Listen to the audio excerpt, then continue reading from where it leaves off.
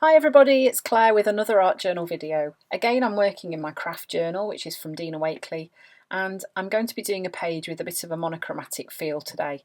So I'm starting off just adding some black onto the background using a dry brush and just giving it quite a sort of sketchy feel. Not worrying too much about covering it all, trying to leave some space. And then I'm using this stencil, which is from Stencil Girl, from the club, the monthly subscription club, and this is the one that is by Shaw and Kalbach. It's their sort of collaboration that they did together. So I'm using some mineral through this stencil using a blending tool.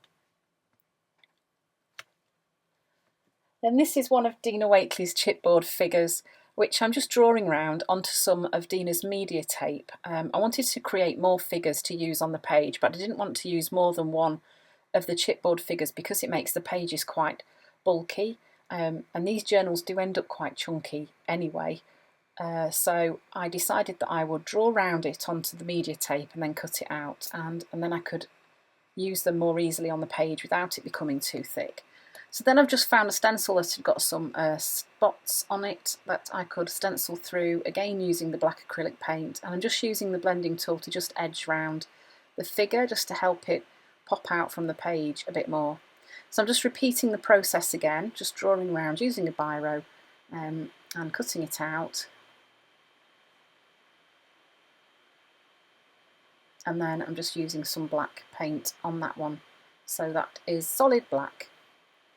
And then I'm deciding where to stick them. I'm sticking them straight on the page. I decided that it wasn't going to work very well because the black one was going to disappear. So luckily the media tape one pulled off, which was quite a relief.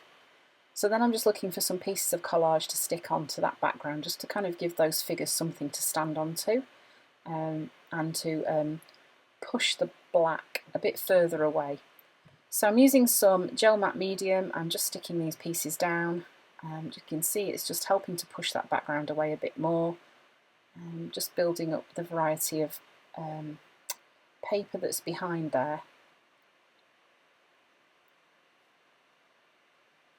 This tissue paper with the dots on is one of my favourites, it's lovely. And then I'm just adding the figures on in a group of 3, because as you know, odd numbers work really well together. This is some of Dina Wakley's ultra thick gel medium, which is great for sticking these chipboard figures in place. And then I'm just going to use a little clip at the bottom just to over the feet, just to help that stay in place while it dries. And then it's time for some mark making, so I spent quite a long time doing lots of this, using a Signo Uniball in white and just adding dots and dashes and marks onto the page just to kind of soften the background a little bit. This is one of my favourite parts of doing a journal page. It's something that I enjoy doing. It's quite a meditative process. You can just kind of switch off and just kind of go with what you feel is right.